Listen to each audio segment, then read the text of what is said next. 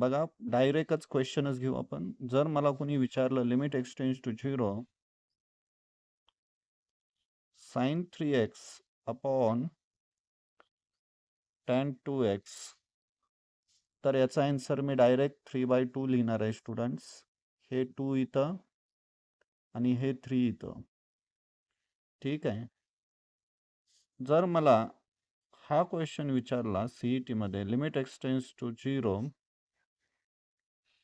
1 minus cos 4x upon 3x square, तर याच्यासाठी सुद्धा पॅटर्न येतो स्टुडंट्स. हा कोइफिशियंट ॲज इट इज इथं घ्या आणि 1 मायनस कॉस साठी पॅटर्न येतो हाफ कोइफिशियंट ऑफ एक्स किती आहे 4 त्याचा स्क्वेअर करा, म्हणजे ओव्हरऑल आन्सर आपलं येतंय 1/3. सॉरी 4चा स्क्वेअर 8 डिवायडेड बाय 2 8/3. सॉरी आपलं फायनल आन्सर येत आहे 8/3. ओके, हा आहे आपला दुसरा क्वेश्चन. हा आहे आपला फर्स्ट क्वेश्चन. आता मी तिसरा क्वेश्चन तुम्हाला विचारला ह्याच पॅटर्न वरून. Limit extends to 0 1 minus cos 8x divided by 1 minus cos 6x, तर ह्या केसमध्ये आन्सर काय येईल?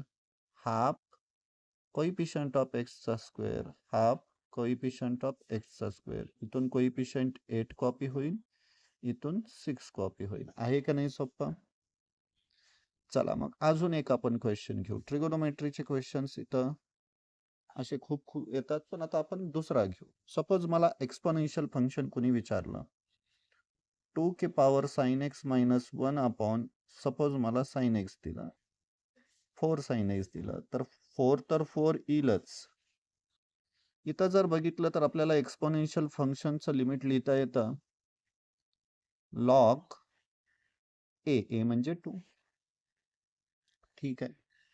जर मला अजून एक एक्झाम्पल विचारलं जो की अतिशय महत्वाचा पॅटर्न आहे, ई की power tan x minus e की power sin x divided by tan x minus sin x विचारलं स्टुडंट्स, याच्यामध्ये सुद्धा मी आन्सर लिहिणार आहे लॉग ई म्हणजे 1.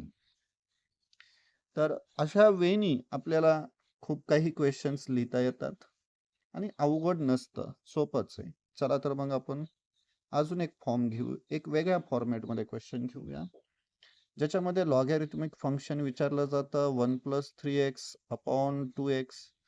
इथंही आपल्याला आन्सर देता येईल की इथून कोइफिशियंट 3 येतोय आणि इथून कोइफिशियंट 2 येतोय. हा 3 इथं घ्या, हा 2 इथं घ्या. ठीक आहे, इथंही आपल्याला आन्सर देता येतं 7. सपोज आपण दुसरा मी क्वेश्चन विचारला तुम्हाला लिमिट एक्सटेंड्स टू 0. सपोज मी तुम्हाला असा क्वेश्चन विचारतो बघा 1 + 3x रेस टू 1/4x. तर लक्षात ठेवा ह्या एक्सची व्हॅल्यू इथं भरली की बेस येतोय 1 आणि इथं भरली की इन्फिनिटी. हा 1 रेस टू इन्फिनिटी फॉर्म आहे. तर याचा सिंपल आन्सर असतं ह्याने ह्याला मल्टिप्लाय करायचं, 3 ने ह्याला मल्टिप्लाय करायचं, म्हणजे ई रेस टू 3/4 हे आन्सर येईल. ईच्या डोक्यावरती ह्या दोघांनी मल्टिप्लाय करायचं एकमेकाला, म्हणजे ई की पॉवर 3/4 हे आन्सर आलं आपलं. कसा वाटला व्हिडिओ? लाईक करा, शेअर करा. थँक्यू.